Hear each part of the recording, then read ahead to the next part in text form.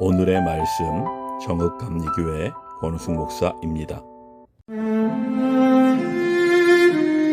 내가 그리스도 안에서 참말을 하고 거짓말을 아니하노라. 나에게 큰 근심이 있는 것과 마음에 그치지 않는 고통이 있는 것을 내 양심이 성령 안에서 나와 더불어 증언하노니, 나의 형제 곧 고륙의 친척을 위하여 내 자신이 저주를 받아 그리스도에게서 끊어질지라도 원하는 바로라. 그들은 이스라엘 사람이라. 그들에게는 양자됨과 영광과 언약들과 율법을 세우신 것과 예배와 약속들이 있고 조상들도 그들의 것이요, 육신으로 하면 그리스도가 그들에게서 나셨으니 그는 만물 위에 계셔서 세세의 찬양을 받으실 하나님이시니라. 아멘. 그러나 하나님의 말씀이 폐하여진 것 같지 않도다. 이스라엘에게서 난 그들이 다 이스라엘이 아니요, 또한 아브라함의 씨가 다 그의 자녀가 아니라 오직 이삭으로부터 난 자라야 내 씨라 불리리라 하셨으니, 곧 육신의 자녀가 하나님의 자녀가 아니요 오직 약속의 자녀가 씨로 여기심을 받느니라. 약속의 말씀은 이것이니, 명년 이때에 내가 이르리니 사라에게 아들이 있으리라 하심이라. 그뿐 아니라 또한 리브가가 우리 조상 이삭 한 사람으로 말미암아 임신하였는데, 그 자식들이 아직 나지도 아니하고 무슨 선이나 악을 행하지 아니한 때에 택하심을 따라 되는 하나님의 뜻이 행위로 말미암지 않고 오직 부르시는 이로 말미암아 서게 하려 하사, 리브가에게 이르시되 큰 자가 어린 자를 섬기리라 하셨나니, 기록된 바 내가 야곱은 사랑하고 에서는 미워하였다 하심과 같으니라. 사랑하는 여러분, 오늘 본문에서 바울은 유대인들을 향한 애틋한 마음을 표현합니다. 바울은 예수님을 부인한 채 사망의 길을 걷고 있는 형제들을 위해 자신의 구원마저 포기할 수 있다고 말합니다. 그리고 구원이 사람의 열심이 아닌 하나님의 주권적 은혜에 달려 있음을 고백합니다. 바울의 이 고백은 삶의 자리에서 성도된 우리가 어떤 믿음의 자세를 가져야 하는지 돌아보게 합니다. 하나님의 자녀된 우리가 삶의 자리에서 기억해야 할 믿음의 자세는 무엇일까요?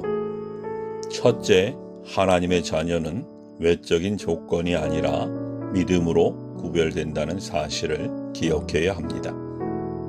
바울은 이스라엘이 많은 특권을 받았다고 이야기합니다. 그들은 하나님의 은혜를 받았고 율법을 소유했으며 제사장 나라로서 사명을 부여받은 민족이었습니다. 말 그대로 그들은 하나님께 특별히 선택받은 민족이었습니다. 그러나 바울은 이스라엘이 외적 특권을 이유로 구원받은 것이 아님을 설명합니다. 그 예로 이삭과 이스마엘의 비유를 듭니다. 그 사례로 알 수 있는 것은 믿음을 통해 거듭난 사람이 하나님의 자녀라는 것입니다.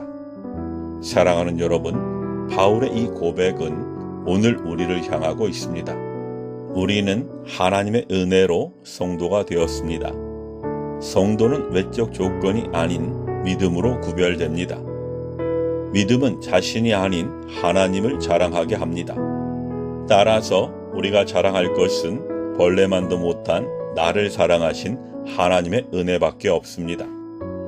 우리의 그 어떤 조건도 구원받는데 영향을 미치지 못했습니다. 오로지 하나님의 은혜로 우리는 하나님의 자녀가 되었습니다.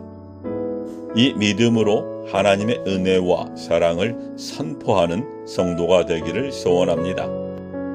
첫째, 우리는 하나님의 택하심이 그분의 주권에 달려 있음을 알아야 합니다. 바울은 이 사실을 논증하기 위해 리브가의 두 아들 에서와 야곱을 예로 들어 설명합니다. 그들은 쌍둥이였지만 하나님은 그들이 태어나기도 전에 야곱을 선택하셨습니다. 이는 그들의 행위와 관계없이 오직 하나님의 부르심에 따라 이루어진 선택이었습니다. 이 사실은 우리가 하나님의 은혜에 깊이 감사하게 만듭니다. 우리가 하나님께 선택받은 것은 우리의 공로나 능력이 아닙니다. 전적으로 하나님의 뜻과 은혜에 달린 것입니다. 이 사실을 믿는 모든 성도는 겸손과 경외함으로 하나님께 순종할 수 있습니다. 즉 하나님의 자녀가 믿음으로 구별된다는 사실을 기억한다면 그 믿음마저 하나님이 당신의 주권대로 우리에게 허락하셨음을 믿을 수 있습니다. 사랑하는 여러분, 우리에게는 구원받을 만한 자격이 없었습니다. 하지만 하나님은 그런 우리를 사랑하셔서 구원하셨습니다. 그리고 우리를 제사장 삼으셔서 세상에 당신의 뜻과 마음을 전하게 하셨습니다. 하나님의 주권에 감사하며 세상을 향한 그리스도의 증인으로 사는 성도가 되기를 바랍니다. 마지막으로 우리는 매 순간 하나님의 약속 안에서 믿음으로 반응해야 합니다.